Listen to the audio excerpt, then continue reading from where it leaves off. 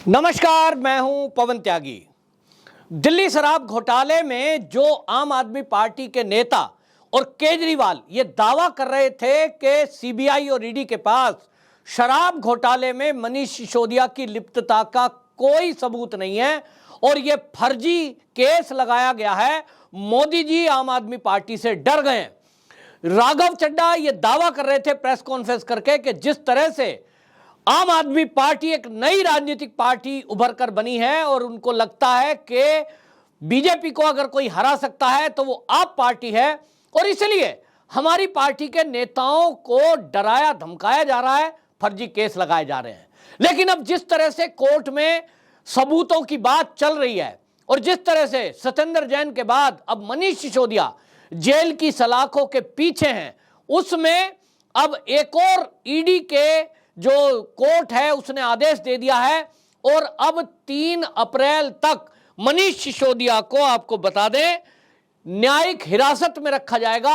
उनकी न्यायिक हिरासत 14 दिन की बढ़ा दी है।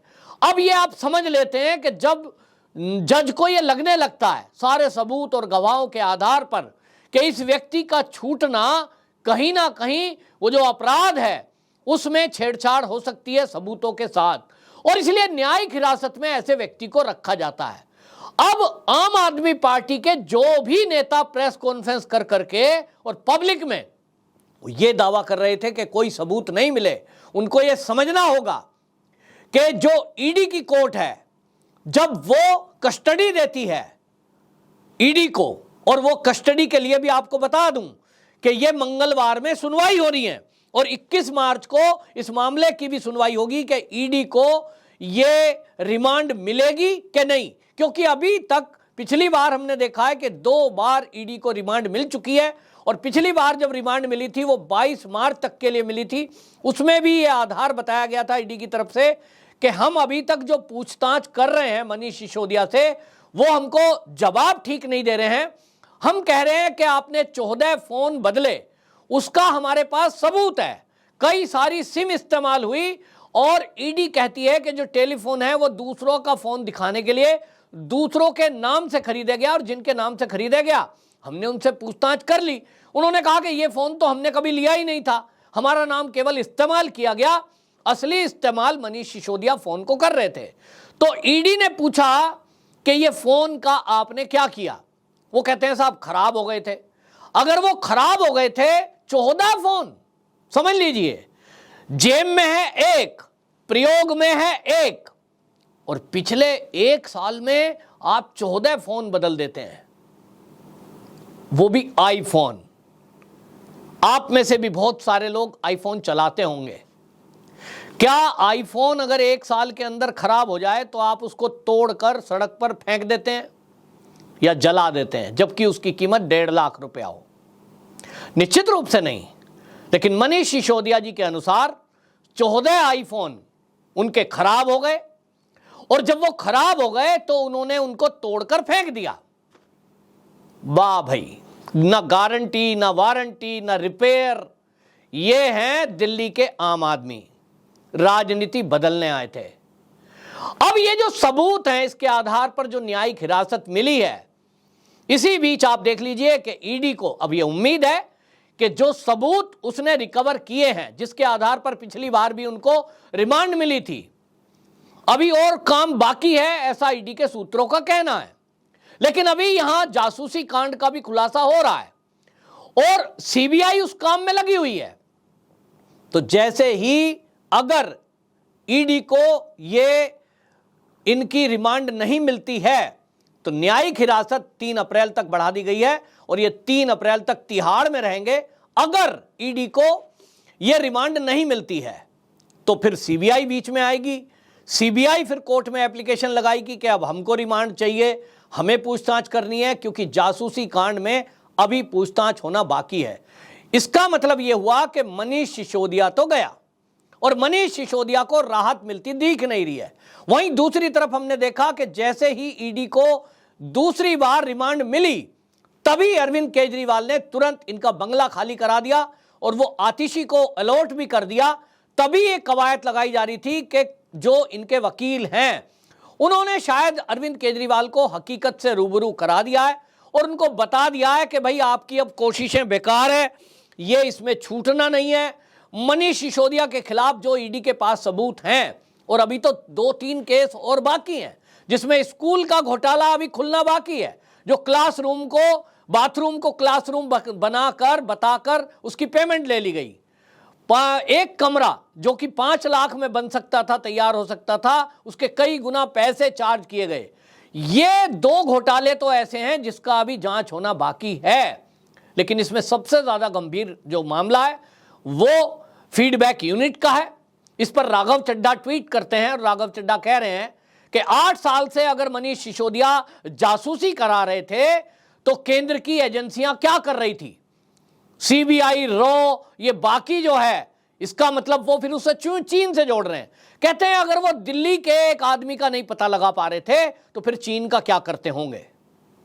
तो राघव चड्ढा जी, आप जो पूछ रहे हैं कि 8 साल से आपके मनीष सिसोदिया जासूसी करा रहे थे तो रॉ और आईबी क्या कर रही थी, तो आप समझ लीजिए यह क्योंकि राज्य की सरकार का मामला है और आप ही की बात से पता लगता है कि आप क्या कर रहे हैं, इसमें केंद्र ने हस्तक्षेप नहीं किया है। केंद्र को कुछ नहीं पता कि जो राज्य की सरकारें या उनके मंत्री या जो नेता हैं वो क्या कर रहे हैं, केंद्र को नहीं पता, ये आप नहीं कह सकते। क्योंकि पता कैसे चला, आज जो पूरा देश जान रहा है कि मनीष सिसोदिया ने कोई एक यूनिट का गठन किया जिसके जरिए नेताओं की जासूसी कराई गई, जिसमें विपक्ष के नेता थे, आम आदमी पार्टी के भी थे, कुछ कर्मचारियों की जासूसी कराई गई। तो यह जासूसी कोई मोदी की तो हो नहीं रही थी, यह जासूसी कोई सेना के अफसरों की तो हो नहीं रही थी।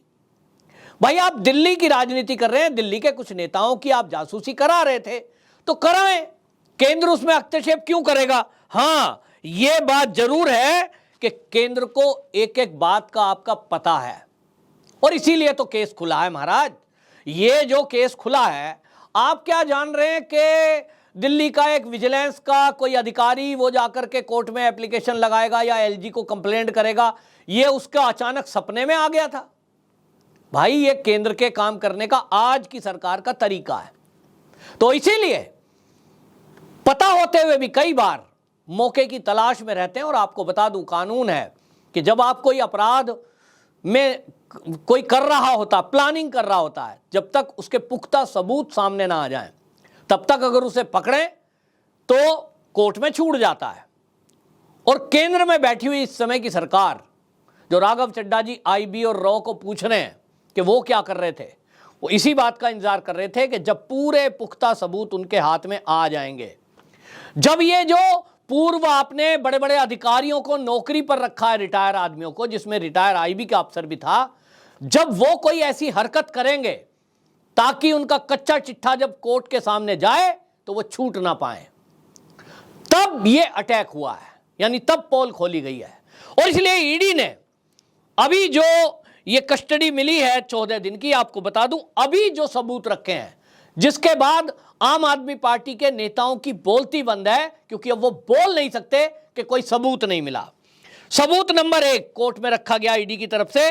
उन्होंने कहा कि मनीष सिसोदिया ने यदि कोई अपराध की नीयत नहीं थी तो 14 फोन खरीदे, जिसमें कुछ फोन दूसरे के नाम से खरीदे। अब आप समझिए, एक प्रदेश का डिप्टी सीएम वो एक के बाद एक फोन बदल रहा है और उनकी संख्या 14 आईफोन, और दूसरों के नाम से खरीदा गया। मुझे यूज करना है तो मैं दूसरे के नाम से क्यों खरीदूंगा, यदि कोई मुझे अपराध नहीं करना। तो दूसरों के नाम से खरीदे गए, सिम दूसरों के नाम से अलॉट कराई गई, और सिम और फोन दोनों तोड़कर कहां गए ये बताने को तैयार नहीं है। कहा यह जा रहा है कि उनको जला दिया गया। ये सरकारी गवाह जो बने हैं उनमें से किसी ने ईडी को बताया है, सीबीआई को बताया है कि इन्होंने ही सबको ये कहा था कि भाई जो ये फोन यूज हुए हैं इनको तोड़ो और जला दो ताकि सबूत ना मिल पाए। क्योंकि जब सीबीआई की जांच के आदेश हुए थे उसके बाद इनको लग रहा था कि आज नहीं तो कल ये फोन तलाशे जाएंगे, और अगर ये फोन मिल गए तो सारी पोल खुल सकती है, और इसलिए फोनों को नष्ट कर दिया गया, ऐसा सरकारी गवाह ने सीबीआई को बताया है।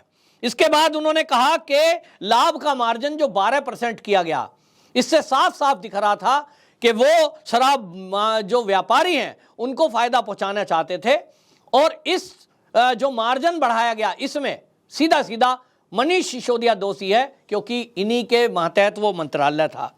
इसी तरह ईडी के मुताबिक उन्होंने बताया कि जो जीओएम की मीटिंग हुई थी, मंत्रालय जो परिषद है उसकी जो मीटिंग हुई थी, उसमें फॉर्मेलिटी के लिए वो मीटिंग हुई, और उस मीटिंग में केवल मीटिंग है आज और एजेंडा क्या है ये रखा गया, लेकिन इस शराब नीति पर यह चर्चा नहीं हुई कि मार्जिन बढ़ाकर 5% से 12% किया जा रहा है। यानी दिखाने को एक मीटिंग हुई थी जीओएम की, असली में यह फैसला अरविंद केजरीवाल के घर पर हुआ, जहां केवल अरविंद केजरीवाल, मनीष सिसोदिया और सत्येंद्र जैन मौजूद थे। इनके मुख्य सचिव को वहां बुलाया गया। तो ये ईडी ने रखा। दूसरा, उन्होंने नाम भी बताए हैं कि साउथ ग्रुप में जो अरविंदो फार्मा के प्रमोटर हैं, इसी में मटुंगा श्रीनिवास रेड्डी आंध्र प्रदेश के, और ओंगोल से वाईएसआर कांग्रेस के सांसद और उनका बेटक राघव मटुंगा, केसीआर की बेटी के कविता, इन लोगों ने 100 करोड़ रुपए की रिश्वत बटोरी, और वो रिश्वत ये मनीष सिसोदिया को दी, ऐसा कहना है ईडी का। अब वो मनीष सिसोदिया ने कहां दी, किस रूप में ली, ये अभी पता लगाना बाकी है, जो ये नहीं बता रहे हैं। के कविता से पूछताछ के लिए बुलाया था, वो बहाना बना रही हैं, अभी तक पूछताछ में कोई सहयोग नहीं किया, और इसीलिए कहा जा रहा है कि इस बार के कविता भी गिरफ्तार हो सकती है। हालांकि वो सुप्रीम कोर्ट में एप्लीकेशन लगा रही थी कि भाई मैं महिला हूं और महिला को ईडी इस तरह से लंबी पूछताछ के लिए अपने कार्यालय नहीं बुला सकती, मेरे घर में ही पूछताछ होनी चाहिए। लेकिन सुप्रीम कोर्ट ने उस याचिका को रद्द कर दिया, यानी अब उनको ईडी अपने कार्यालय बुलाएगी, क्योंकि उनके पास जो टूल होते हैं, वहां जो वीडियोग्राफी होती है, वो ईडी का काम है, और इसलिए ईडी अपने ऑफिस बुलाना चाहती है। इसमें यह माना जा रहा है कि अब अगली गिरफ्तारी के कविता की होने जा रही है, क्योंकि अगर या तो वो सबूत बताती हैं, सीधे सीधे मुद्दे पर आती हैं कि जो जानकारी ईडी के पास, सीबीआई के पास पहले से है, उसको वो स्वीकारती हैं, वरना ईडी के सूत्र ये कह रहे हैं कि जिस तरह से मनीष सिसोदिया को पकड़ा गया है, जिस तरह से सत्येंद्र जैन जुडिशियल कस्टडी में है, अगली गिरफ्तारी इसमें के कविता की होनी है। और आगे जो नाम मैंने बताए कि वाईएसआर कांग्रेस के जो सांसद है, उनका बेटा राघव मटुंगा और बाकी लोग, ये अब उसने ईडी ने कोर्ट के सामने प्रस्तुत कर दिया है। और ईडी ने बड़ी महत्वपूर्ण बात यह कही है कि जो आईफोन तोड़े गए उसको रिट्रीव कर लिया गया है iCloud से, वो सारी बातचीत, वो मेल, वो मैसेज, तो उसकी जांच लंबी होनी है, और इसलिए मनीष सिसोदिया को छोड़ना अभी ठीक नहीं होगा।